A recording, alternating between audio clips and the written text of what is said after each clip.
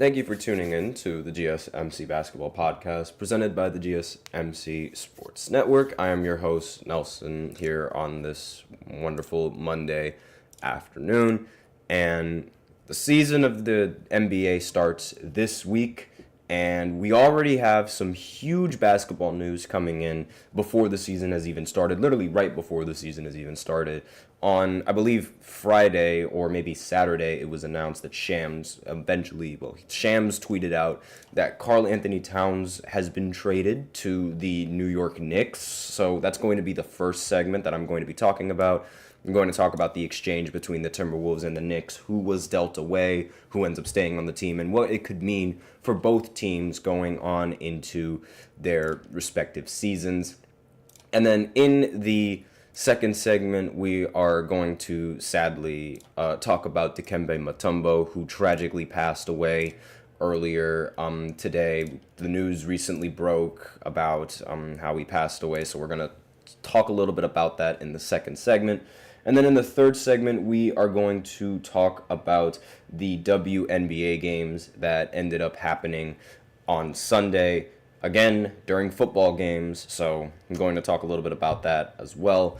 And then in the fourth segment, we are going to be looking at the NCAA and college basketball and how they recently just announced when and where the tournament games, like the March Madness games, are going to be taking place, because they have several different venues, and we're just going to go ahead and look over that for all of you college basketball fans and all of you college fans out there.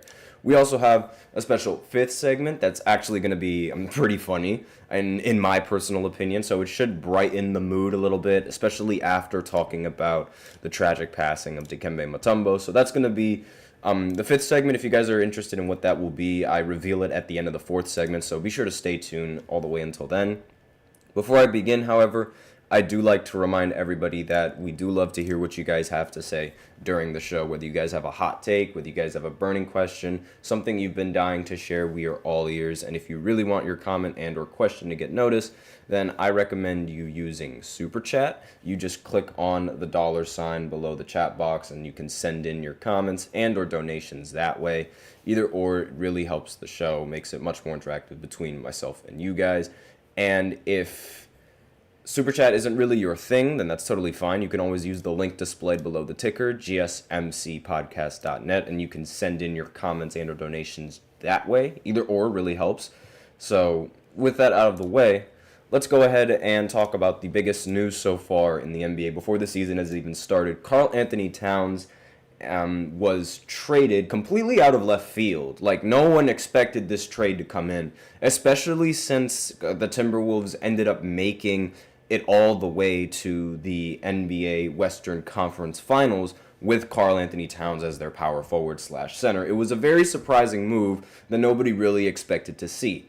And a little bit more surprising on the Knicks side is exactly who they ended up giving up in this exchange. So the Knicks, the two valuable players that the Knicks ended up giving up in exchange for Karl-Anthony Towns were Julius Randle and Donte DiVincenzo. Now, Donte DiVincenzo was part of the same Villanova team that Jalen Brunson, Mikal Bridges, Josh Hart have all been a part of. And seeing that we haven't even seen the Villanova Knicks, which was so hyped in the offseason, this came as a very surprising move from the Timberwolves and from the Knicks as well. They also ended up dealing a lot of other. They ended up dealing a first-round pick as well in exchange for Towns. So it was Julius Randle, Donte DiVincenzo, and a first-round pick in exchange for the Minnesota power forward Karl-Anthony Towns. And again, this is completely out of left field, but I do feel like the reason why this trade was put into place was to try and construct a roster that can match up rather well to the Boston Celtics and their roster, because having another guard like Donte DiVincenzo would affect their rotations, and as opposed to having a center, because now they actually have the Knicks, now that they have a center. It was a bit of a problem going into this season, and it was a little bit of a discussion on what they would do at the center position. But as of right now, I mean, it seems it seems like now they have their center situation sort of in check. And rumors have it that this isn't going to be the only deal that the Knicks do before the season started. There's also some rumors saying that there's a possibility that the Knicks could end up trying to make a deal with, I'd say, well, not really I'd say, but the reports are saying the Ayton as a possible center that they could use in their rotation as well. And that's going to be pretty interesting. But as of right now, the Knicks starting lineup would most likely be Jalen Brunson, along with Josh Hart, along with Mikal Bridges, as well as OG Anunoby at the power forward, and then Karl-Anthony Towns at center. And that matchup really fits really well with the matchup against the Boston Celtics, because, you know, OG being the team's the best defender is going to be on Jason Tatum, and then Mikal Bridges, who is a pretty decent, actually not even a decent, a very solid defender, and as well as a very solid scorer, is going to be on Jaylen Brown, who's the second best player on the team. And that's really, like, the matchups, they work pretty well both ways, both against both for the Celtics and for the Knicks. It's really going to come down to which team is going to be the better team on the floor. And is this the question on who won this trade? I think it's a little bit too early to tell. Like, I'm not entirely sure we can really make that assumption and we can make that speculation right now. Like, that's something that we have to wait on, because I remember saying that the trade between the, let's say, the Timberwolves and the Jazz for Rudy Gobert, I thought that was a really bad trade, and it ended up working out rather well. Now, on the Knicks side, I don't really think they're going to miss Julius Randle all that much. I mean, Julius Randle, yes, he did bring some good to the Knicks, but he also brought his bad, primarily in the postseason, where he wasn't really as good of a postseason performer as he was a regular season performer. And his inconsistencies were the downfall of the Knicks, and at least in the series when he was playing. And I don't really know whether or not he will be a solid fit for the Timberwolves, but he does still provide the spacing, he does still provide the scoring that the Timberwolves really need, while at the same time not being as much of a defensive liability, and also being able to actually keep up with a lot of the power forwards that there are in this league, because that was a very big concern putting Karl-Anthony Towns at the power forward paired up with Rudy Gobert. Yes, they would have the height, but Karl-Anthony Towns wouldn't really have the footwork and the speed to be able to guard the typical power forwards. And Pau Gasol's in the chat again. Pau Gasol's in the chat. Salute, bro. How's it going? And back to the conversation at hand, though. Is this a win for the Knicks, or is this a win for the Timberwolves? Now, I'm not entirely sure, because a lot of people, well, at the start, a lot of people were really not expecting this trade to come in for the Wolves. And so a lot of people didn't really like this trade coming in from the Wolves, because why would you trade away a key player to a team that ended up making the Western Conference Finals? Like, you just fell up a little bit short. There's no need to really trade him. However, there is a stat that I do want to bring up that might sway a lot of your opinions. So the Timberwolves, per 100 possessions, were 12.7 points worse when Karl-Anthony Towns was on the court this postseason. So really, like, he was a detriment to this team in the postseason, similar to how Julius Randle tends to be a detriment to the team in the postseason as well. And it's like you're sort of trading away a bad playoff player with a bad playoff player along with several other pieces. So it's hard to say right now whether or not that's going to affect either team and how it's going to affect the team, but I think it's just too early to tell. I definitely feel like this is one of those trades that we have to feel out, because these two players are very inconsistent. Both Julius Randle and Karl-Anthony Towns, they're both very, very inconsistent, especially in the postseason. And it's like you're sort of trading inconsistency with more inconsistency. And whether or not you're going to get that production in the playoffs is yet to be seen. So I'm not really I wouldn't say that this was a bad trade. I think this is a solid trade that could end up benefiting both teams. But who ends up winning the trade? that's a completely different question that I have to wait until the season starts and until the postseason concludes and I see enough what I have to see. Because during the postseason, Karl-Anthony Towns definitely isn't that competent of a postseason performer. There was this one instance where in his first postseason, he scored only 5 points in a playoff game. I don't really hold it that much to him because it was his first ever playoff series. But, I mean, he doesn't really win. And I'm like, his team would win, but it's not like he was a very key or important piece to the team. In fact, it's lucky whether or not he would actually make the team better. Like, there's chances that he would actually make the team worse at times. And the same thing applies with Julius Randle. Now, yes, the Knicks were still a winning team with Julius Randle, but they were also a winning team without Julius Randle. And they won just fine. Really, it was just the injuries to the main core of the team that affected them in the postseason, and it let them down when it mattered most. So we have to see how this season plays out, and we have to see how it's going to affect each of these teams in the postseason. Now, according to looking at this article, Austin Rivers, he was talking on a couple podcasts as well. Austin Rivers ended up explaining that Karl-Anthony Towns' quick decision-making and shooting ability can lead to smoother offensive plays for New York. And he pointed out that Randle tends to dribble a little bit too much, which can disrupt the flow of the game, which is something that is very noticeable in his game. And yes, Karl-Anthony Towns can create a shot himself, but he is considered one of the best big man three-point shooters for a reason. Arguably the best center at three-point shooting in the history of the NBA. I mean, he does shoot around 40% from three, and as a center, that's very valuable and very impressive because, you can space out the floor rather well. And Rivers also said that Karl is highly skilled, doesn't need the ball in his hands a lot. He's going to shoot or he's going to make a move right away.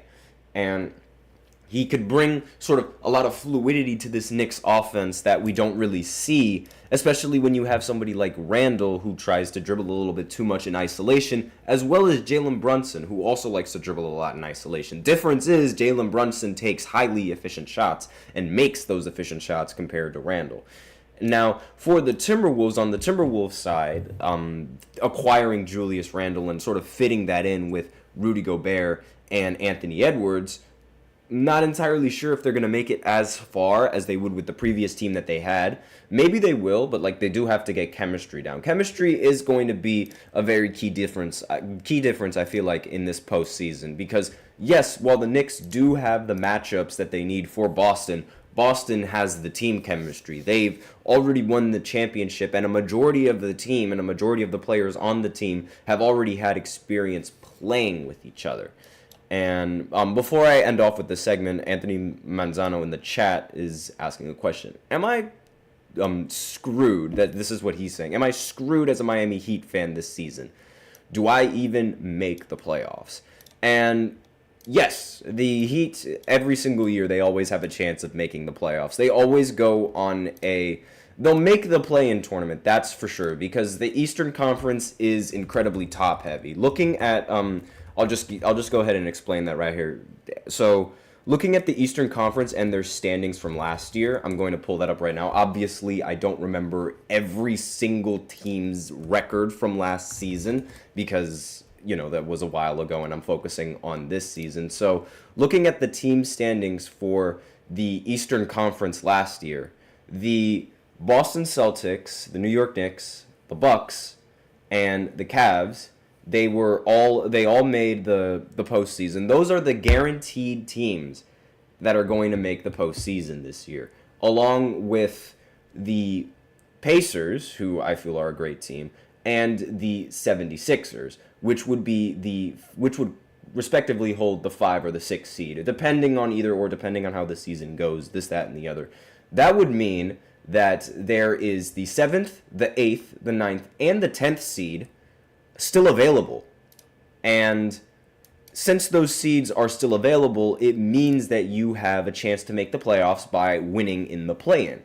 And the difference, the overall win percentage difference from all of these Eastern Conference teams was almost 10. The Miami Heat had a better, the 10th seed, the Atlanta Hawks, they were worse than the Miami Heat by 10 games. And the Chicago Bulls were worse than the Miami Heat by, quick math. I'm terrible at math, oh my lord. They were better than them by around, I'd say, 5 games. And actually, no, it's not 5. It's actually 7 games. Like, my math is awful today.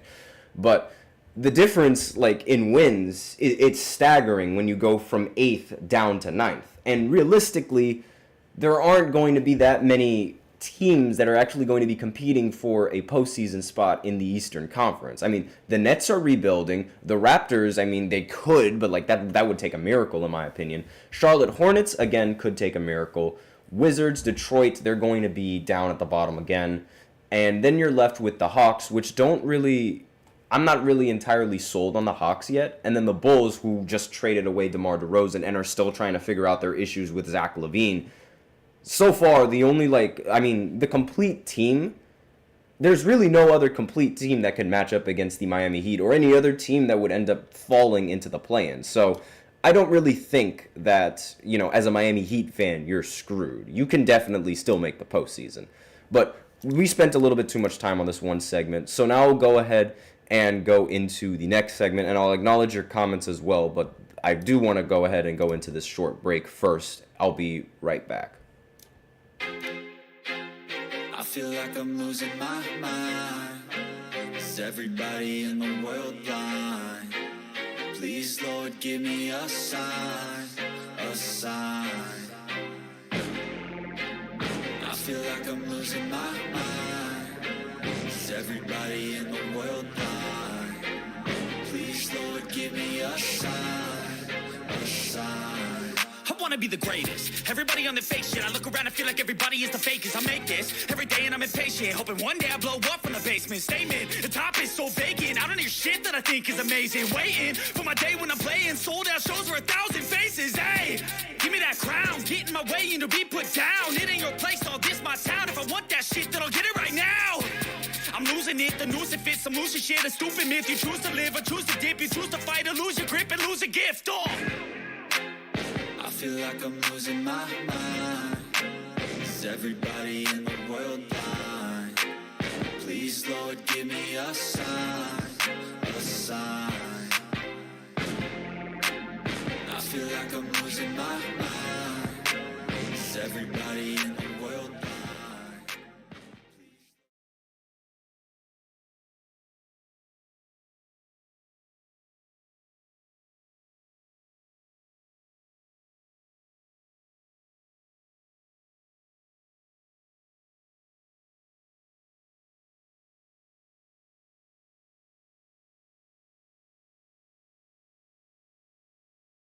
And we are back with the second segment of the GSMC Basketball Podcast presented by the GSMC Sports Network.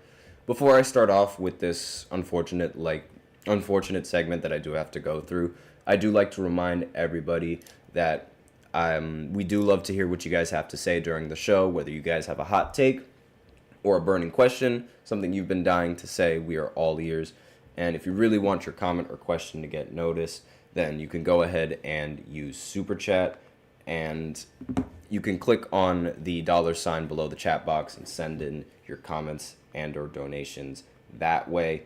And if Super Chat isn't really your thing, that's totally fine. You can always use the link displayed below the ticker on every single show segment. That is gsmcpodcast.net, and then you can send in your comments and or donations that way. Either or really helps the show. Before I go into this tragic segment, however, I do like to acknowledge some of the comments in the chat, mainly from Manzano. And he mentions how the Heat had Milwaukee, Boston, and New York's number during this season as they just got injured, and claims that the Miami Heat were the most injured team in the playoffs, which I disagree with. I actually think that the Milwaukee Bucks were the most injured team in the playoffs because they ended up losing not just Giannis Antetokounmpo, but also Damian Lillard. And those are the two most important players on the team. And without them, the Milwaukee Bucks weren't going to win anything and weren't going to go that much farther in the postseason than they already did. And That's just my opinion. And he also said Orlando. I did mention Orlando. They did make the postseason, and they're most likely going to make the postseason once again. They're probably going to get better, especially considering how Franz Wagner played in the Olympics. But again, you still have play-in spots, and you still have a chance to sort of fight for the right to compete in the playoffs, which I have a feeling the Miami Heat are going to do. When they're under the most pressure, when they're the underdogs in a lot of situations, they tend to prevail. So I wouldn't put it past any of them, unless there is some off the court issues involving Jimmy Butler and the team.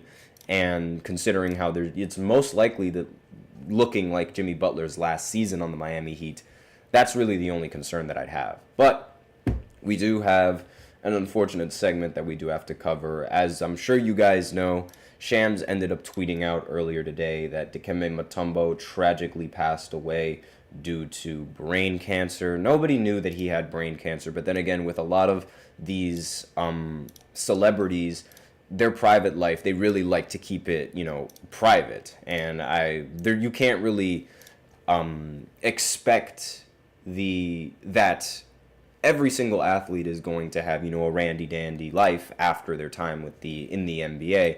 And there's going to be a lot of things that they would want to keep a secret, and there's going to be a lot of things that they can keep a secret now with, and since the media isn't going to be constantly on them like they are in the NBA season. I mean, Chadwick Boseman, when he ended up tragically passing away, nobody knew that he had cancer, but yet he was still acting and still being the Black Panther, Wakanda Forever. And I mean, with all of those, it's sort of like this is something that's just completely out of the blue.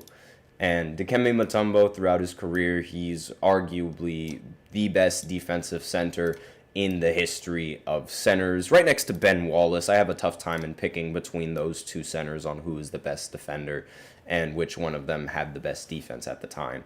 And I mean, one of the key differences between Ben Wallace and Dikembe is that Dikembe sort of struggled against Shaq. However, Ben Wallace didn't really struggle against Shaq, but that is a different story in of itself.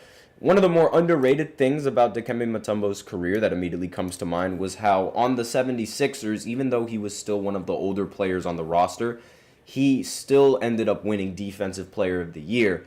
And a lot of people, they like to say that Allen Iverson was sort of the only fighting force on the team and the only legitimate player on the 76ers roster, since he did win the MVP in 2001 and led the team to the finals. However, that isn't really the case. There were still other great role players on the team that ended up helping him get there that far, Dikembe Mutombo being one of them. And he is a rather underrated center, one center that doesn't really get talked about all that much, especially now, because of the shift in what teams focus now and what fans also focus now with the games. Right now, the game and the way basketball is being played is a little bit more offensively minded, as opposed to when Dikembe played, where there was a lot more emphasis on defense and being able to, play defense very, very efficiently. He had a very long career as well. His career was from 1991 all the way up to 2009. Played until he was 42 years old in the NBA. And as I said, his career stats and his career averages in terms of points production aren't really all that and aren't really that impressive. The highest points he scored in a season was, average in a season, was 13.8 points per game. Actually, 16.6 points per game, And that was as a rookie. He also became an all-star player as a rookie for Denver, but his most popular and his most iconic moments were his time with Atlanta and the defense that he brought to Atlanta. And I mean, on Denver, he did end up averaging 4.5 blocks. Somehow, however, was only third in Defensive Player of the Year award rankings, but he did end up winning Defensive Player of the Year back-to-back directly after that season of averaging 4.5 blocks, despite not even averaging 4.5 blocks anymore afterwards. But he was a very, very talented rim protector, arguably the best rim protector, and he played his role very well. He did exactly what he needed to do, and unfortunately he could not end his career with a championship, which is the only real stain on his legacy. But aside from that, he was a phenomenal defender, one of the best defenders of the time. And it's tragic to see that him, alongside other legends like Bill Walton and Kobe Bryant and Bill Russell, end up passing away in this recently. And I mean, Kobe's, it happened a couple of years back, and so did Bill Russell, but still, it's really sad to see these guys go. And Manzano's in the chat. He has some comments. He says, I think the reason why people don't give enough respect to Mutombo is he's one-dimensional and he couldn't score. He was only a blocker, and that's why people mainly focus on Allen Iverson. Yes, I understand that, but you need those one-dimensional players that are really good at that one thing, because that could bring your team tremendous value. I mean, look at Rudy Gobert. I mean, you say that he's also one-dimensional, yet his team is constantly ranked number 1 defensively. So despite the fact that he's one-dimensional, he does bring value to the team, and it is a crucial factor to the Timberwolves in winning, and also the Jazz in winning. It just cannot get done in the postseason because teams end up figuring out a way to exploit that. Meanwhile, on the offensive end, there's no real way that any of these kinds of defensive players can provide. It's down to the rest of the players to provide on the offensive side of the ball. And I understand the point of being one-dimensional, but he was very, very good at the defense that he played. So that can't be undervalued, and that can't be underestimated more than it should be. But yeah, that is a very interesting comment that you said, and I do agree with you on that. And Manzano also says, I'm not saying that he doesn't bring value to the team, but when you're so good at one thing and your team relies on versatility, what can you offer? That's why you have so many other players on the team to offer that versatility. It's that's why it's a team sport. You have to have you have to have the role players, and you have to have those valuable role players in order to finally get you over the top. And that's sort of how the cookie crumbles. But that's all that I really have to say about this segment. I don't really want to dwell on it any more than I have to, because Dikembe is arguably the best defensive center in the history of defensive centers. And that's a great way to go out, in my opinion. But again, it's really tragic that it had to happen so randomly like this. But aside from that, we are going to go ahead and go into the third segment, where we shift our focus to the WNBA and their playoff games that took place yesterday on Sunday, again at the same time during football games. So you're going to hear me rant about that again in the third segment. So I'll be right back after this short break. Be sure to stay tuned. Looking for your daily fix of sports talk without having to pay for it? GSMC Sports Network is available on YouTube. Just search GSMC Sports Network. Get your fix of daily sports talk shows on YouTube, absolutely free. NFL, college football, NBA, MLB, MMA, UFC, fantasy football, and so much more. GSMC Sports Network has shows running all day long, with new sports shows starting every 2 hours. Just like on your favorite cable sports channel, except GSMC Sports Network is absolutely free. Just search GSMC Sports Network on YouTube to catch one of your new favorite shows, like the GSMC College Football Podcast, Chip Shot Football Podcast, Hoops and Heels Women's Sports Podcast, GSMC Basketball Podcast, and so many more. Check it out for yourself. GSMC Sports Network, now available on YouTube absolutely free. Search GSMC Sports Network on YouTube right now.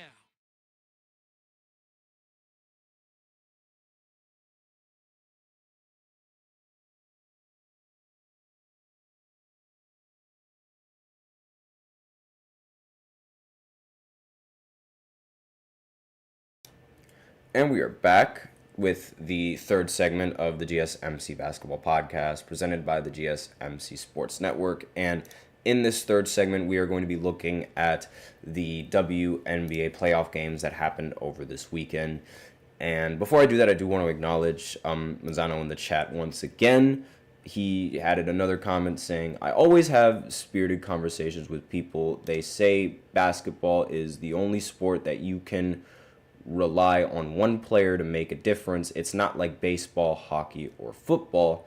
And no, that's not really how basketball works. Like all of those sports and every sport, it's a team sport for a reason. You need competent team players in order to actually succeed. I mean, you cannot just rely on one player, because if you just rely on one player, that just makes it easier for the other team to come up with defensive assignments and come up with really bad situations for that one player. And if your one player is getting locked up, then there goes your entire offense.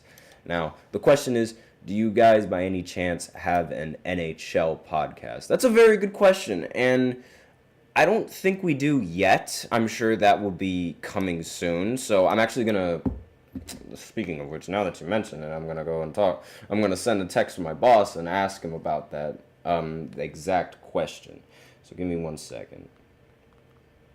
Because I'm pretty sure, I do remember that we did have an NHL show host. However, I'm not entirely sure if he's still the host of NHL or if we're getting a new one. So that I'll keep you posted on that one.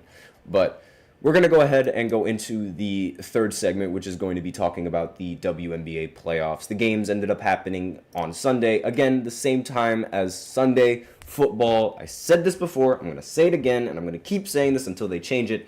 Change the schedules of these games, because having WNBA games at the same time as football is hurting the WNBA's ratings in the postseason. Not to mention the fact that Caitlin Clark has already been eliminated from the postseason, so already people aren't going to really want to tune into the WNBA anymore. And the fact that these games are happening at the same time as NFL football, more chances that they're not going to go ahead and tune into this game. It's really, really, really not the best idea to have these games held on Sunday or at any time when there's football going around. And it baffles me. It really, really baffles me. And hold on just 1 second. There we go. It's like, I just don't understand, like, why are we having these games at the same time as football? And spoilers, I didn't watch these games. I didn't watch the entirety of these games. I watched little bits and pieces when there was commercial with football going around, but still, I tuned into a lot more football than I did to these WNBA games. And really, it's just like, this is a problem, because like, it really is a problem. And Manzano's in the chat, you watch both the NBA and WNBA playoffs. Which one do you feel is constantly more entertaining, where you don't know who's going to win the championship, where the teams are so even? It's definitely the NBA, because the WNBA is way more top-heavy, because there are way more fewer teams in the WNBA than there are in the NBA. And since there are fewer teams, and since there are really like fewer impact players on said teams, there's a lot more that can happen in the NBA playoffs than there can in the WNBA playoffs. Not to mention, the NBA playoffs, regardless of what round you're in, is a 7-game series. The WNBA playoffs, however, the first round is just a best of 3, and then the next rounds beyond that are a best of 5. So that means there are fewer games for the WNBA to be played, and if there are fewer games to be played, that means there's less likely of a chance that something magical or some crazy comeback or like some crazy underdog team can end up advancing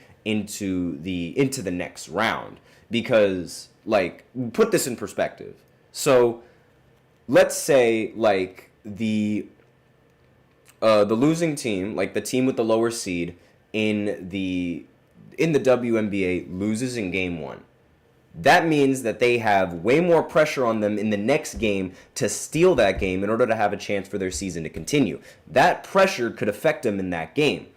In the NBA, however, if you lose in game 1, no big deal, because you still have another game that you can play and try to steal, and if you lose that game, again, it's not that big of a deal. You have the 2 other home games where you have the potential to tie the series in there and then make the series competitive again by possibly even stealing the next game in game 5. So like, there's more opportunities for teams to steal games in the NBA postseason than there are in the WNBA postseason. And as a result of that, there's also more chances for upsets to happen. Granted, that's most likely, it doesn't really happen that often, but when it does, it happens way more in the NBA than it does in the WNBA, because the WNBA is incredibly top-heavy. Like, in the first round of the postseason, every single team swept in a victory. And it was clear cut that the higher seeded teams were the better teams against the lower seeded teams. Like, it was clear as day. And Manzano's still in the chat saying, this is the idiocy of the commissioner for the WNBA doing this instead of having your season, start at the end of the football season after the Super Bowl and finish in June or July. No, I can't really agree with that either, because that's when the NBA season goes on. And there aren't going to be that many people that are going to be tuning into WNBA games as much as they're going to be tuning into NBA games. And that's just depending on who's being played. Like, I mean, Caitlin Clark, maybe she can pull in a lot more viewers than an NBA game, but that's just Caitlin Clark. Like, you need to have, if you're going to have these postseasons, you have to have them at some time in the summer, maybe like in August. I understand that the Olympics sort of interfered with that, so maybe that has something to do with the scheduling. But again, these games can happen when these games can totally happen. It's just they have to happen at a time when the NBA they have to happen at a time when football isn't happening. That's really the big concern here. Now, onto the games themselves. The Liberty ended up winning in game 1, ended up winning 87-77, and the Liberty have a lot of pieces on their team. Way more pieces than the Aces have, where, similar to the point that I just brought up before, they only have one or two players that can legitimately provide on the offense, being Aja Wilson and Kelsey Plum. And those two players, yes, they did play great, but they did not play nearly as efficient enough to be a close competition against the Liberty, who have several pieces to play well. I mean, Brenna Stewart ended up scoring 34 points in this game. She ended up going off. Sabrina Ionescu also ended up going off with 21 points in this game. Brenna Stewart, 12 for 19 from the field as well. And they did have, it was really those two players that were providing a lot, but the bench and the bench everybody on the bench ended up scoring, and everybody that ended up coming into the game ended up scoring for the Liberty. However, on the Aces side, there were several players in the rotation that ultimately ended up not scoring, which ended up being the detriment of the team. And either that or they weren't scoring nearly as much as the rest of the bench, because the bench points were rather similar. It was really just the game of Brenna Stewart. Brenna Stewart really won the Liberty this game for them. And right now they hold the series lead at 1-0. Again, this is a best of 5, so they have to win 3 games in order to advance into the next round and go into the finals. This is also a finals rematch, it should be noted. Now, the Connecticut Sun ended up beating the Minnesota Lynx by 3 points, so it was a nail-biter of a game, and this was the first upset win throughout the entirety of the postseason. This was the first upset win throughout the entirety of the WNBA postseason. And again, winning 73-70 means that the game was rather close. So the Lynx could easily bounce back in the next game and make the series shift into their favor.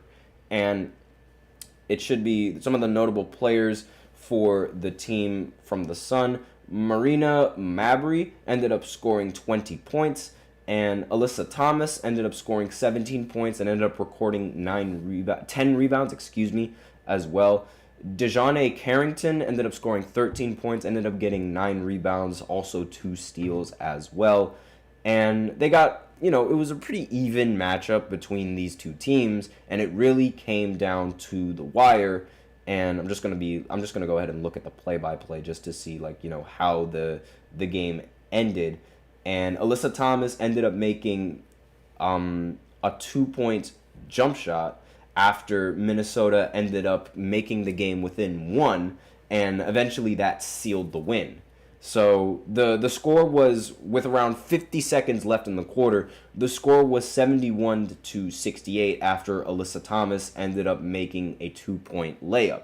Then afterwards, Nafisa Collier ended up making a 2-point layup as well, and the score was within 71-70. And it's around this point in the game where the best players and the best, teams and the clutch time gene really shows up. And Alyssa Thomas ended up answering the call yet again and made a 2-point jump shot with the help of Veronica Burton on the assist to make the score 73-70 to close out the game, as Nafisa Collier ended up missing a 3-point turnaround fadeaway jump shot as the clock expired. And that's how the game ended. So these games are still going to be, obviously, they follow the same format as the NBA. So it goes, the higher seed ends up getting 2 home games, and then the lower seed gets their 2 home games. And then if necessary, the higher seed would end up playing in game 5 in their home court. So that's that's all that I have to say about the WNBA playoffs and the WNBA postseason. The next games are going to happen tomorrow, 7:30, 9:30, respectively. Again, these are much better times to actually work with because this is around a time where there is no football going on, which is what they need to do. And this is, this is sort of how it goes. So, again, this is all that I really have to say about the WNBA games. So now we will go ahead and go into the 4th segment where I talk about college basketball. Whoa, too much into college football right now this season. And we're going to go ahead and look at the March Madness tournament and where the games are going to be held, when these games are going to be held, and so that way you guys can go ahead and plan out your trips. Maybe I might pop out to some of these games. We don't know yet, but we'll be right back after this short break to talk about the March Madness game. So be sure to stay tuned.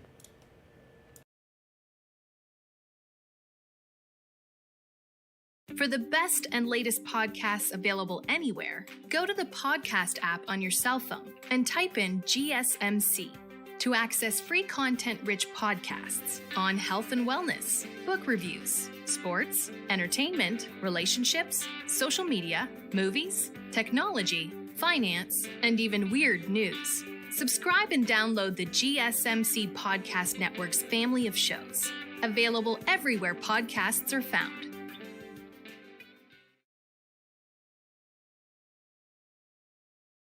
And we are back with the 4th segment of the GSMC Basketball Podcast presented by the GSMC Sports Network. And in this 4th segment, we are going to be talking about the NCAA tournament and when these games are going to be going on. And Amir Lewis in the chat, are you stupid or just don't know anything about the Olympics? And let me see what else he has to say. And its impact on sports played during the summer. You podcasters need to get out and then whatever. Okay, he's just being a hater. It's whatever. And I literally just mentioned the Olympics impacting the WNBA and this postseason and how it impacts, because a lot of the WNBA players, they have to go to the Olympics in order to win the gold medals. So I understand the impact of the Olympics and just how it affects sports. Thank you very much. And really, that still doesn't change the fact that these games should not happen on a Sunday. They're coming off of their best season. You're telling me that you can't have these games start earlier in the day on a Monday, break them up into a Tuesday, break them up into a Wednesday, break them up early into Thursday, as well as break them up early into Friday. Whoever planned the schedule, in my opinion, just didn't do a really good job. And you can be a hater all you want, but that's my opinion, and you're going to have to sit here and take it. Either that, or you can just click on another video, sir. Thank you very much. Please come again. But aside from that, let's actually focus on NCAA and college basketball, because that's really what I wanted to talk about until, hater alert, hater alert, hater alert, ended up getting into the comments. But aside from that, we're about 6 weeks into the beginning of the 2024 and the 2025 college basketball season. And arguably the most popular time of year for basketball is March. Everybody loves to tune into college basketball during March. It's a super fun experience, and a lot of people from all over the place, they love to go and but actually go and spectate a lot of these games, because these games, they're held in, obviously, these NCAA tournaments, they aren't held in, a team's home stadium. They're held in other stadiums, so that way other people can go ahead and experience the madness that it is of March. And the cities for the first and the second round have already been announced, and they're going to be taking place in Lexington, Kentucky, Providence, Rhode Island, Seattle, Wichita, forgive me for messing up that name, Kansas, Cleveland, Denver, Milwaukee, Raleigh, and North Carolina. So those are going to be the first and second rounds of the NCAA tournament are going to be taking place. And the regional semifinals, so the Sweet 16 and the Elite 8, will be taking place in Newark, New Jersey. Ooh. That's for the Eastern teams. And then Atlanta for the Southern teams, Indianapolis for the Midwestern teams, and San Francisco for the Western teams. And I'm actually very, very intrigued on the Newark, New Jersey, because if you guys know anything about me, I'm from Jersey. I come from Jersey. Being a Giants fan, obviously it means that I'd have to be somewhere located in Jersey. That's really, really close to home. That would really, really be a good time to watch a March Madness game. Maybe I'll go to that. Maybe I'll see exactly how that fits with my schedule and see if I can actually attend these March Madness games. But that would be very, very fun. I'm definitely going to consider that. So I'm just reading the chat. Good Monday. The NBA is going to expand to more franchises soon, so the Sonics 100% must return to the city of Seattle and Vegas. That would be good. What other cities would you pick for the NBA to expand? So I actually don't really like the idea of the NBA expanding into Vegas, and I didn't really like this idea off of the incident involving Henry Ruggs. If you guys know anything about football, then you know that Henry Ruggs was driving ridiculous speeds and ultimately ended up causing an accident.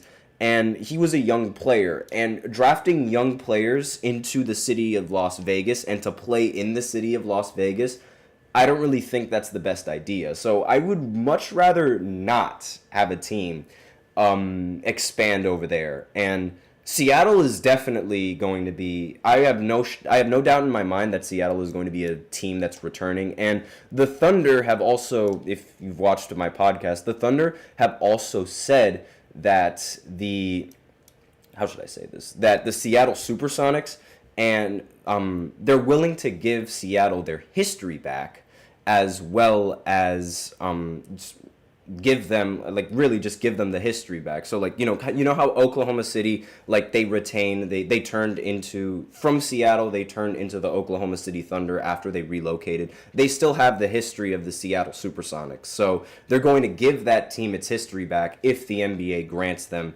its expansion team. So I wouldn't be surprised if that's what ends up happening, and that's a hint that Seattle is going to try to be one of the teams that ends up expanding. And to be fair, other cities, I mean, I know Vancouver, they did have the Grizzlies over in Vancouver at one point, so Vancouver could be a place that they're thinking of expanding. I don't know how I would fare about having a team expand outside of the United States, but that is definitely going to be something to think about. Definitely not in California. There's already 4 teams there in California, so I wouldn't really say moving to California is a good idea. And it's really tough to decide on where exactly they would build an expanded team. Obviously, Vegas would be a prime option, but again, I'm just not a big fan of the idea of having rookies over in Vegas. Again, that is just me. And Drew Pau Gasol in the chat, rip Dikembe Mutombo. Yes, I did talk about that before earlier in the segment.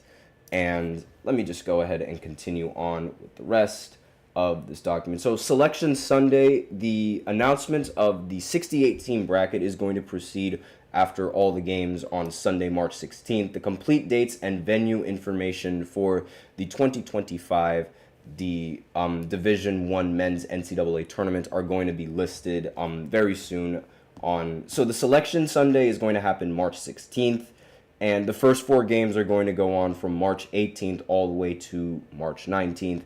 The first round is going to be March 20th, and as well as March 21st March 22nd, and so on and so forth. I'm sure all of you guys completely understand exactly how March Madness works. But the venues, I'm really interested in like these games and like where they're taking place. I really, really hope to be able to go to the Sweet 16 or at least the Elite 8 in Newark, in New Jersey. That would be a very fun experience. And if I do go there, I'll probably go ahead and post a couple of shorts just updating you guys on the whole situation and things like that. And thank you for correcting me about all of these players. Again, this is like, let's face it, this is the first time that any of us have been watching the WNBA. If you say that you were watching the WNBA before Caitlin Clark got into the league, you are lying to yourself. Let's be for real. And that's one. And for two, I will say that yes, I tend to mispronounce a lot of people's names. Like that's just a really bad thing for me. Like that's just a bad thing that I have going on. Like I mispronounce. I've honestly, like at first, when I first met, when I was first introduced to Giannis Antetokounmpo, I struggled trying to figure out how to pronounce his name for the longest time. And I mean, the reality is, like, again, pronouncing names has never been my strength. Again, English isn't really, it sounds like English was my first language, but it really wasn't. So again, here we go in the chat. Hater alert, hater alert, hater alert. It's that simple. Again, if you really got a problem, you can always click on another video, my guy. You really don't got to waste your time here, but it's whatever. So aside from that, that is all that we have for the fourth segment. And so after this fourth segment, we're going to talk about, honestly, one of the funniest betting odds that I found out. Jimmy Butler, and this is going to sound crazy, but Jimmy Butler's hairstyle has betting odds. So we're going to talk a little bit about that in the next segment right after this short break.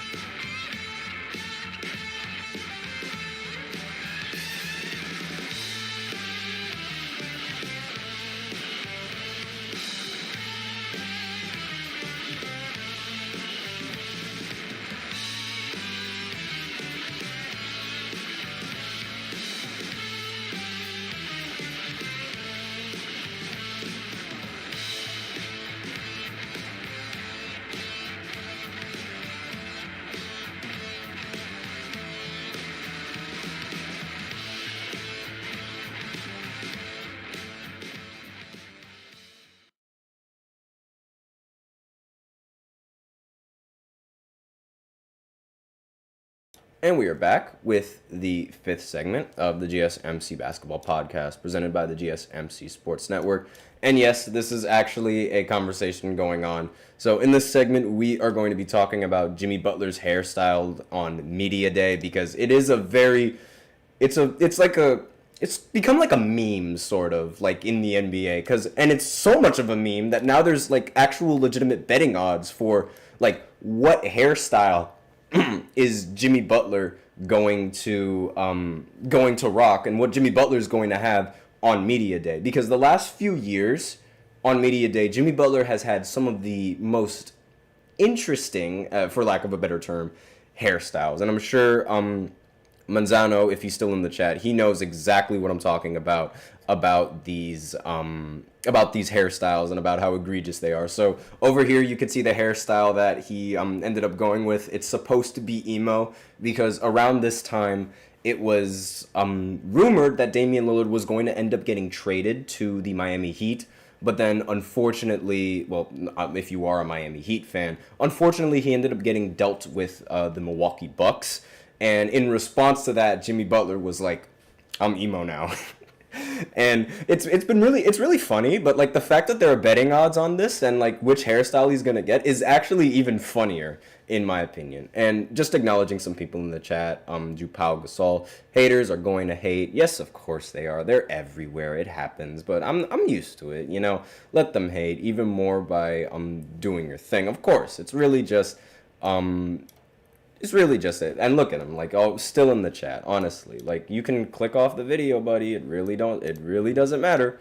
But aside from that, Jimmy Butler and his hairstyles, they've been very ridiculous. So I'm actually kind of curious, since we do have a lot of people in the chat, what hairstyle do you guys think Jimmy Butler is going to have coming into media day? Do you think he's going to actually have his, the hair that he's going to always have during the regular season? Because after media day, he always ends up changing his hair back to normal and back to going into braids or something like that. Like, he's never set foot on the court looking like this, which it's funny. It's absolutely hilarious in my opinion. But some of the betting odds for his or some of the options for his hair. Do you guys think he's gonna go bald? Do you guys think he's gonna come in with dyed hair? Do you guys think he's gonna come in with an afro? Do you think he's gonna come in with a mohawk, buzz cut, braids, a man bun? What do you guys think he's gonna come out with? Because quite honestly, I don't know if this is. And another question that I have, do you guys think that this sort of makes him a bit of a diva?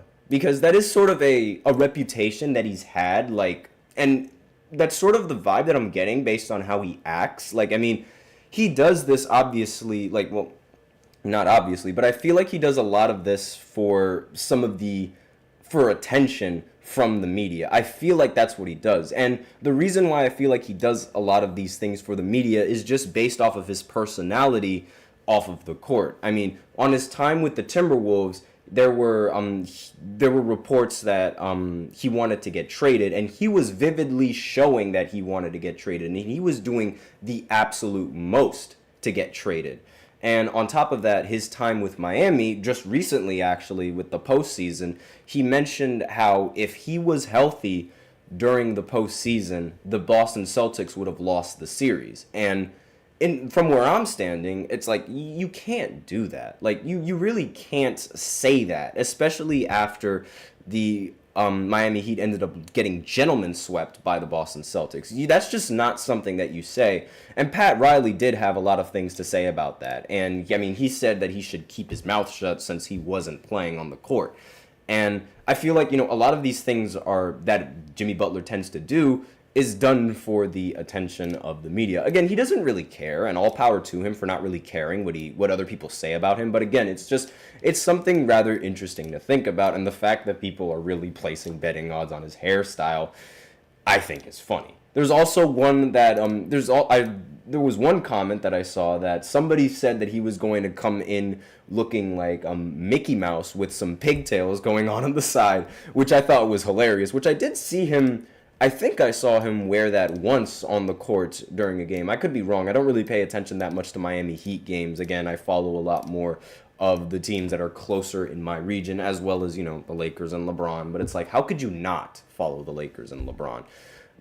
And most of the time, the Heat games, they aren't really on the TV channel, so I don't really have access to watch a majority of them. But I do remember seeing Jimmy Butler with those pigtails. So it is a possibility. Again, this is probably going to be Jimmy Butler's last year with the Miami Heat. So any of you Miami Heat fans, I mean, good luck. I have no idea whether or not he's going to sign an extension with them, what's going to happen during the season. Because, I mean, if, God forbid, like the Miami Heat, if a rumor springs about that Jimmy Butler wants to get traded, then maybe, or like that the Miami Heat want to trade Jimmy Butler, then maybe out of nowhere, he'll just start acting like how he did on Minnesota. That's totally a possibility. I mean, I have no idea with Jimmy Butler. He's a wild card at times, and you put up with that wild card because at the end of the day, he does end up making the finals sometimes. Like, I mean, every other year he does make the Eastern Conference Finals, and they do end up facing off against the Celtics a lot of the times. They faced off against the Celtics numerous times in the postseason, but that's that's basically all that I have to talk about in this final segment. Again, I just thought it was very funny. Just the abundance of hairstyles that he has on media day, and how it's like every single time he comes in with a different look on media day, and now people are actually placing bets on that. I thought that was very hilarious. But aside from that, that's all that I have for this segment, so that's the end of the show. Thank you so much for tuning in to the GSMC Basketball Podcast, presented by the GSMC Sports Network. Your support means a lot to us, so remember to subscribe to the show, leave a positive review. It really does make a difference. We also invite you to follow us on Facebook, Twitter, TikTok, and Instagram for more content and updates, especially now since the NBA season is going to be happening. Since the NBA is going to be happening on October 4th. So that's really all that I have to that's really all that I have to say for today. And Steven Torres in the chat is right now he's like having a little chat with Amir, who was the hater in the chat. Just calm down. This is a friendly space. This is supposed to be a friendly space. This isn't like there's not supposed to be much animosity. I just want to talk basketball. Like, that's really all that I want to talk about on this podcast, guys. Come on now. We don't need to. I mean, thank you, Steven, for representing Jersey, standing up for all them people in Jersey. I love that. We love to see that. And again, that's all that I really have to say on this show. Again, be sure to tune in especially for the rest of the season, since the games are going to be starting. I'm definitely going to watch all of the games on opening night, since they are going to be happening on Friday, and it's a time that I can actually work with. And before I begin, I do like to remind everybody, we love to hear what you guys have to say during the show, especially today. Today was amazing. Today was awesome. So, again, just if you really want your comment or question to get noticed, then I highly recommend using Super Chat. Just hit the $ below the chat box, and you can send in your comments and or donations that way. If Super Chat's not really your thing, then that's totally fine. You can always use the link displayed below the ticker on every single show segment. That's gsmcpodcast.net, and you can send in your comments and or donations that way. Really helps the show, makes it much more interactive between myself and you guys, even though it was pretty interactive today as of right now. So that's all that I really have to say today. Thank you so much for tuning in. I'm your host, Nelson, and as always, take care.